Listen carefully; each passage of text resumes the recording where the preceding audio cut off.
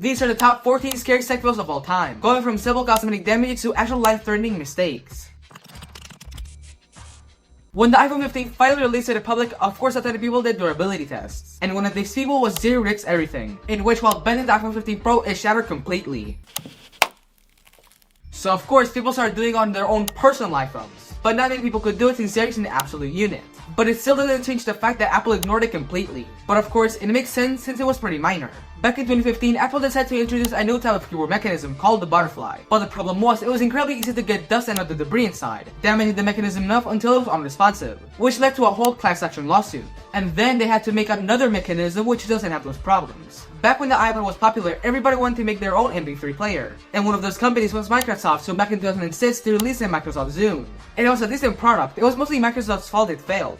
They had incredibly poor marketing, and unlike Apple, didn't have a very good ecosystem. And by that I mean, it never made sense where and how you download your music, which made the Microsoft Zune more of an inconvenience to use. The Google Glass was a pretty cool product, but back in the day, people weren't too fond of the idea of someone recording them without them knowing it. And they were not happy with the price tag, which was $1,000 for the base edition and $1,500 for the Founders edition. So it miserably failed, but take a moment and compare it to the Apple Vision Pro. It was practically the same concept, only cheaper and not ugly. So personally, if Google was to try again, I think they would succeed. When Samsung sent out the Galaxy Fold 1 review units, they failed to specify that the screen protector was not removable. Because it wasn't a screen protector, it was a protective layer. So a bunch of reviewers removed it, and made the whole inner screen stop responding or showing anything. So this made Samsung delay the Galaxy Fold 1 for reinforcement. And that's why newer models, when you boot them up for the first time, it tells you what to do and not to do with the phone, because it is still fairly fragile. Do I even have to explain myself? Early attempt at VR back in the 90s. A random back display with horrible motion blur which caused headaches, and the position to use it caused incredible neck pain. It was destined to fail. It was an attempt at early VR, not a good attempt, but an attempt. Back then, you couldn't leave the house without seeing a Blackberry phone, and for good reason, they were pretty solid phones. But back in the early 2000s, when the touchscreen era started, they sadly couldn't keep up. They just kept insisting on physical keyboards, and it was clear that their software was not made for touchscreen phones.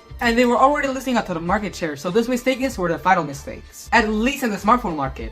Because now they became a cybersecurity company. So even though they completely lost the market, they gained another. Most of us remember Segways. We always had either a friend or a cousin that owned one. And if you didn't, you were the friend or cousin. But have you ever wondered what happened to them? Well, due to the high cost, Chinese manufacturers started making their own, mostly to profit off their hype. And cheap prices lead to cheap components and product quality. And that led to...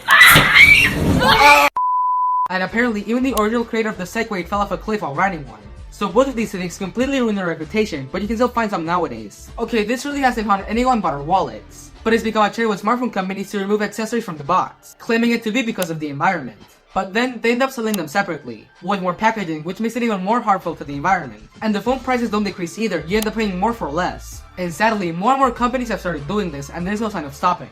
Again, do I have to say anything? World's thinnest iPhone meets Zero Risk Everything, and during his durability test, he successfully bent it. But the difference between the iPhone 15 Pro situation is that it wasn't that hard to do it. And once people tried it, they went overboard and broke their phone. And this time, it wasn't a cosmetic damage, it was a functionality damage, which is way worse. Sure, phones get hot, especially iPhones, but the iPhone 15 Pro was overheating while doing normal tasks. Which, you know, you shouldn't use a phone while it's overheating because not only could it damage the battery, but also the main hardware. But at least Apple acknowledged it and sent out a bunch of software updates to fix it. Now, before we get to the top 3, please take a moment to like and subscribe. It really helped grow and support the channel. Thank you. I don't think this needs much explanation. Spoilers are bad, especially if they happen near you.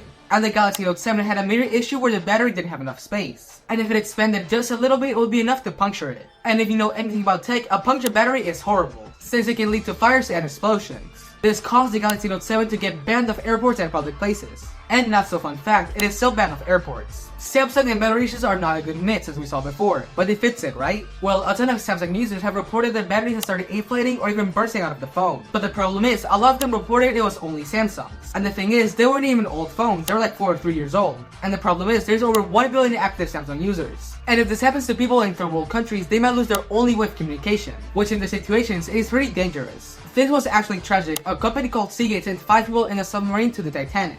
But they lack proper safety control. Going down to see the Titanic is not a bad idea of itself, a ton of people do it for research purposes. The difference this time, they were not as prepared. Hell, they used a dang PS3 controller to control the whole thing. And sadly, we lost signal of them. And it is believed that the submarine imploded under the pressure of the water. It is incredibly sad and it shows how impulsive mankind can be. Now, on a more positive note, thank you so much for watching this video and tell me in the comments what should I do next. I am Samuel from Samuel's Tech and I'll see y'all in the next one.